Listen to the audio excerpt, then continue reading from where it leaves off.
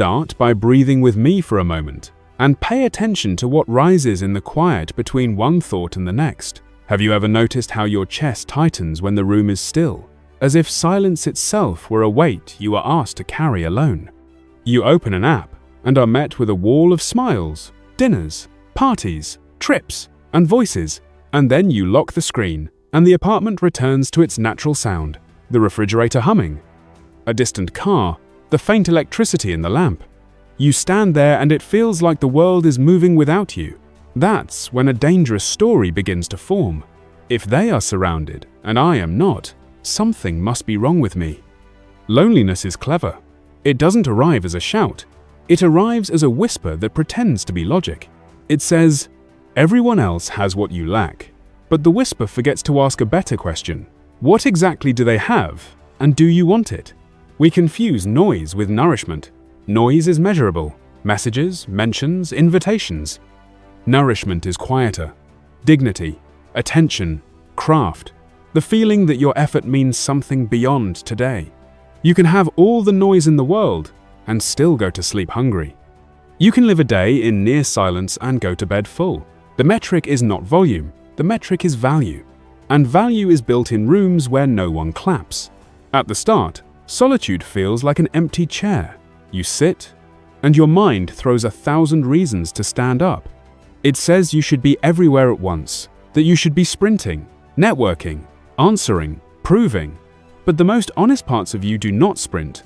They settle. They are like sediment in water. Give them a little time and clarity appears. The first gift of solitude is clarity. Not the glamorous kind, but the practical kind. What actually matters? What patterns repeat? Where do I keep abandoning myself because I'm afraid of being called difficult? These questions are not polite, and that is why silence is such a rare teacher. Before we go further, let me ask you a question no one asks because they fear the answer. Do you actually like the person you are when the house is silent? Strip away the roles. Remove the mask that wins approval at work, the voice that performs for friends, the image polished for strangers. When you are unlabeled, do you feel at ease? Or do you feel like you are meeting a stranger you once abandoned? Most people do not dislike silence. They dislike the confrontation that silence makes impossible to avoid. So they keep company with anything that helps them avoid it. Overwork, oversharing, overpromising. And the tragedy is not that these things exist. The tragedy is that they work for a while, until they don't. The day avoidance stops working is the day training can begin. Training in what? In the ancient art of being a person on purpose. Philosophers have always pointed us here. The Stoics did not hide from life's markets and courts. They prepared for them by building an interior that couldn't be sold. They practiced bringing the mind home. They rehearsed meeting trouble without becoming trouble. Solitude is where that rehearsal happens for you. The world is the stage. The quiet is the backstage, where you learn your lines of integrity, attention, and restraint. Philosophers knew this long before timelines and notifications. The Stoics trained exactly for the moment you are living, the moment when a human being realizes that peace cannot be borrowed and must be built. Marcus Aurelius, carrying the weight of an empire and the grief of his losses, wrote that the mind can retreat into itself and find a court more orderly than the palaces outside. Epictetus told his students that freedom begins when we stop handing strangers the keys to our mood. Seneca warned that the crowd will always urge you towards speed, and that speed will always ask you to leave your soul behind. These are not museum sentences, they are hand tools. They still fit the hand. You and I were taught to measure life by quantity, of messages, of names, of photos, of plans. But depth is allergic to counting. Depth is the art of staying with one thing long enough to know it. To be deep is to be faithful to the moment you are in, even when it is quiet, even when it offers nothing to post. Depth looks like reading one page carefully instead of flipping through 20 books to feel important. It looks like rebuilding one habit over months instead of trying 7 hacks before breakfast. It looks like listening to your friend finish a story and not turning the spotlight back to yourself. The world does not reward this immediately, which is why solitude is so useful. It frees you from expecting a scoreboard to validate what is true. If you feel alone now, I will not insult you with slogans. Loneliness hurts because humans are woven for connection. The ache in your chest is real. The wish for a hand or a voice is honorable. Yet pain does not have the right to decide your story.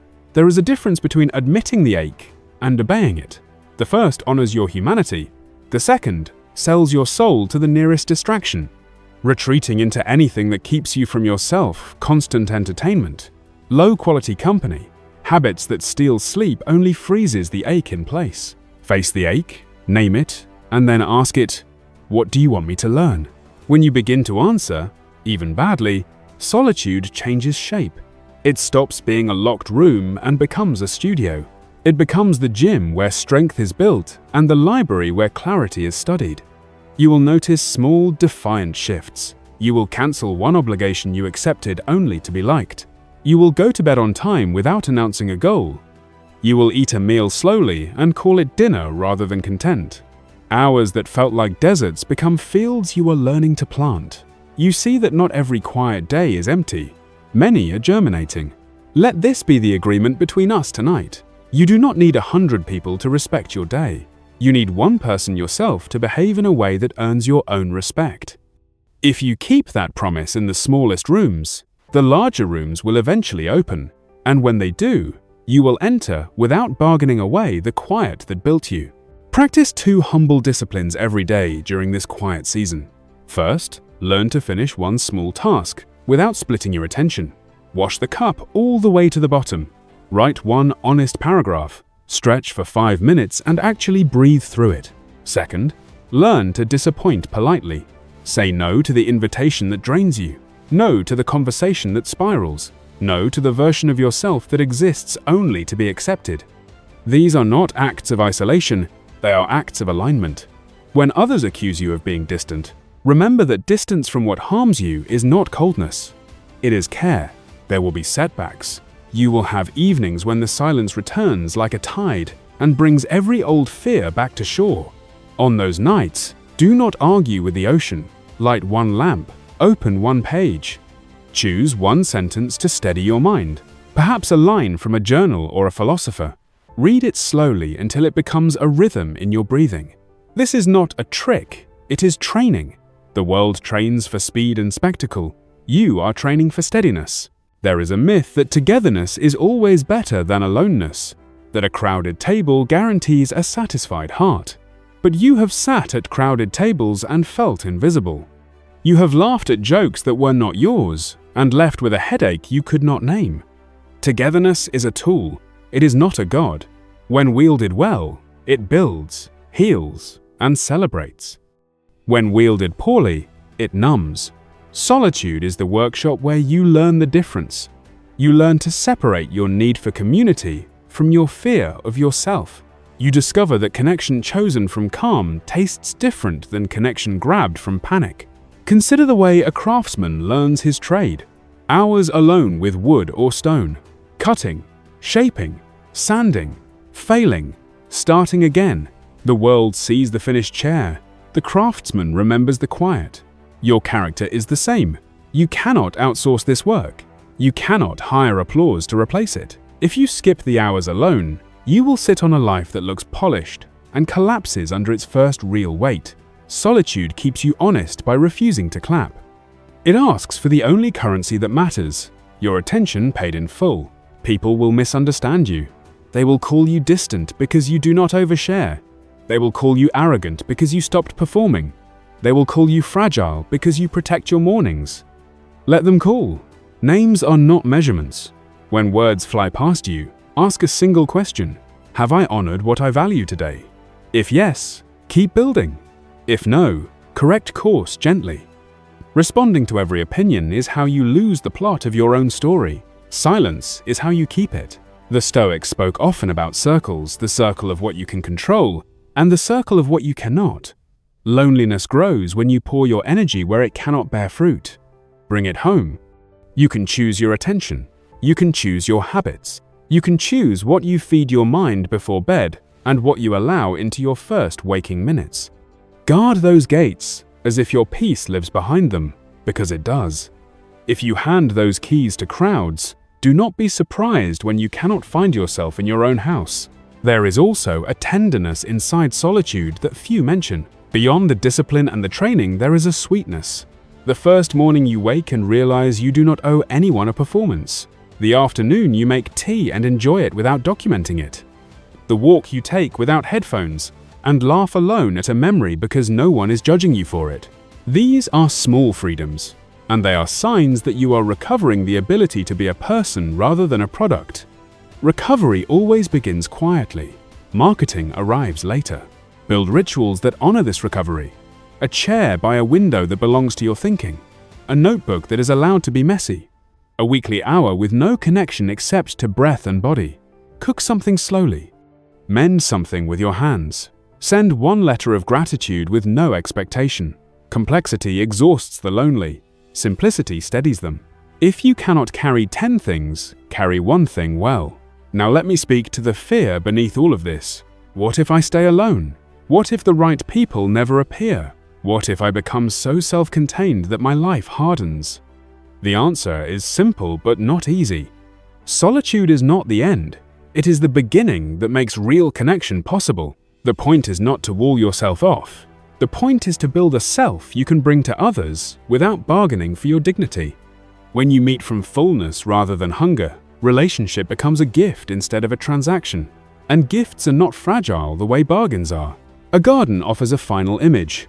You cannot force flowers by shouting at them. You prepare soil, plant seeds, water, and wait. If you dig them up every hour to check their progress, you kill them. Friendship is the same. Prepare your soil, your habits, your boundaries, your attention. Plant seeds, small acts of honesty and kindness. Water, show up, follow through. Then wait. The waiting will feel like loneliness if you stare at the gate. It will feel like peace if you tend the ground. Do not abandon the garden just because the season is slow. There will still be seasons when the phone does not ring and weekends stretch like empty roads. Use them deliberately. Study one subject deeply until curiosity burns again. Train your body with respect instead of punishment. Walk the same path each evening and notice how the light changes from week to week, proof that the world evolves quietly, whether or not anyone performs for it. Write to your future self and promise what tomorrow can reasonably keep. Keep one promise every day.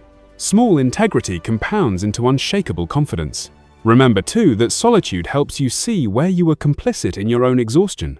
Perhaps you accepted every invitation because saying yes felt safer than explaining your needs. Perhaps you laughed at jokes that betrayed your values because silence felt awkward. Perhaps you kept friendships alive long after they stopped being honest. No shame. Awareness is the door. Responsibility is the step.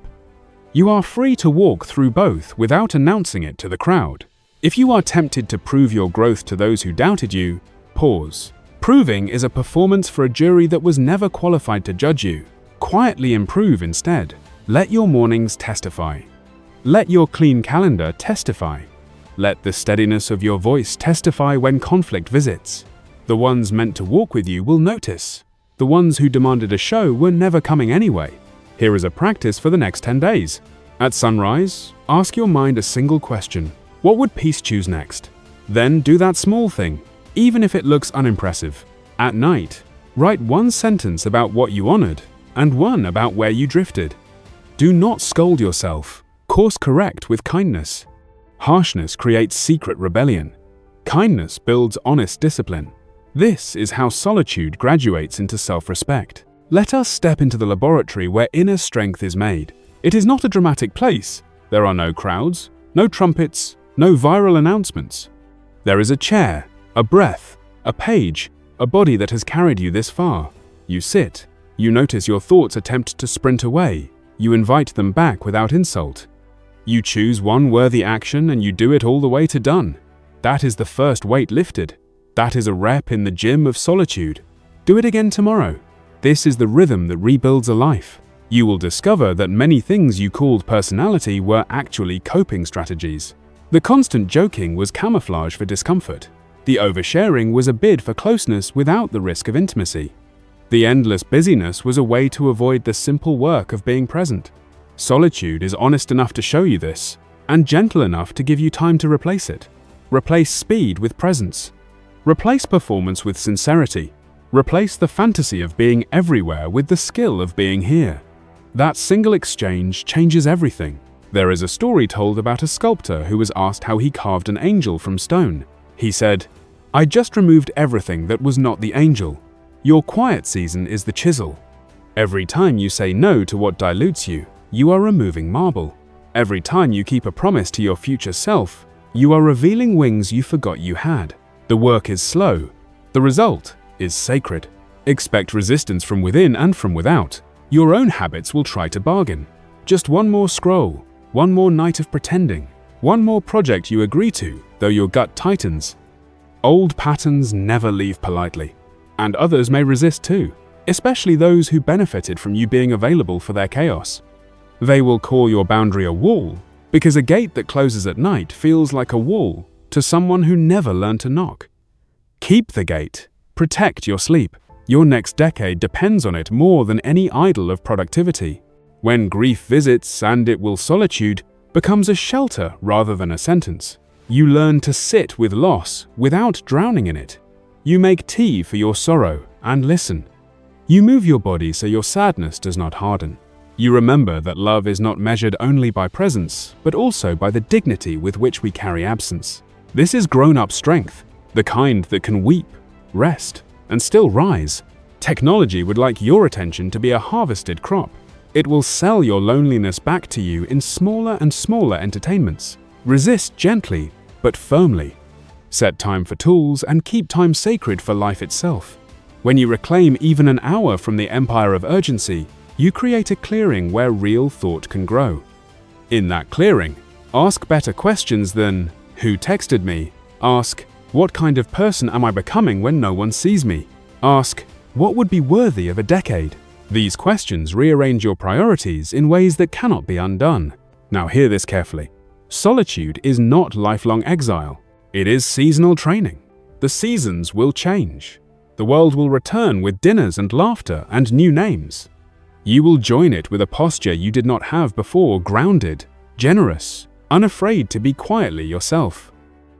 You will be able to look across a table and offer presence rather than performance. You will love without needing to disappear to keep the peace. You will give without letting resentment accumulate in secret account books. This is what strength is for, not to dominate a room, but to remain yourself inside it. It is tempting to say that strong people do not need anyone.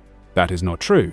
Strong people need the right kind of anyone, the kind who respects the silence that built them.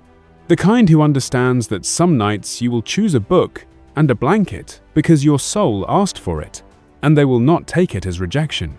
The kind who can sit beside you on a park bench and let a whole minute pass without filling it, and call that minute beautiful. You may meet one such person or a few in your lifetime. The number is not the miracle. Recognition is. When you do, treasure them. Do not demand that they rescue you from yourself, and do not promise to rescue them from theirs. Walk together without dragging. Cheer each other when courage is required, and rest without guilt when recovery is wiser. Speak simply. Leave room in conversations for thought to stretch its legs. Laugh when life offers it, and keep a soft hand for the hard days. These are the marks of friendships that age well. If the season is longer than you expected, if morning after morning you wake to a calendar that is more open than you prefer, turn the openness into apprenticeship. Apprentice yourself to patience, to craft, to health, to philosophy. Study a thinker closely enough to argue with them. Copy a page of poetry by hand and feel what the rhythm does to your breathing. Learn a basic meal so nourishing that your future friends will ask for the recipe. Strength built quietly will bless loudly later. And yes, maintain a sense of humor about the whole experiment. You are not a monk in a cave. You are a person in a noisy century doing your best to be a person on purpose. If you forget and binge distraction, start again. If you say yes to a plan you knew was wrong for you, leave early with kindness and learn. If you feel ridiculous talking to yourself on a walk, talk anyway. Ridiculous is how beginners look while becoming. There is one more courage you will need. The courage to be content before results arrive. Contentment is not settling, it is steadiness. It is the quiet delight of doing today's work without demanding that today deliver the future. Results will come, people will come, seasons will turn. But if you make results the condition for your peace, you will never taste it. Peace is a practice that produces results. Results do not produce peace. So let us practice now, right where you are. Unclench your jaw. Relax your shoulders. Inhale slowly. Exhale slower. Decide one small thing you can finish after this video, a drawer to organize, a message of gratitude to send, a single paragraph to write in your journal. Finish it. Then close your eyes for 10 seconds and say to yourself, I am allowed to be simple. Say it again if the world inside you argues. I am allowed to be simple. Let that sentence be permission to live like a human being rather than a brand. Before we move to the closing reflections, a simple invitation. If this message is helping you protect your inner quiet, subscribe now and like this video so others who are drowning in noise can find a shore. Leave a comment with the words, "Quiet builds strength," so I know you walked with me until the end. Now, let us finish well. The world will always confuse volume with value. It will hand trophies to whoever shouts longest, and it will count heads and call the total meaning. You are not required to accept those definitions. Your life can be measured differently, by mornings kept, by promises honored, by peace guarded, by kindness delivered without witness. No algorithm can measure those things, which is why they are the only things worth building a life around. Think of your days as a house. Solitude lays the foundation level, square, patient. Discipline raises the beams, quiet repetitions that no one applauds. Boundaries frame the windows, what you let in and what you keep out. Attention hangs, the doors open to the worthy, closed to what steals.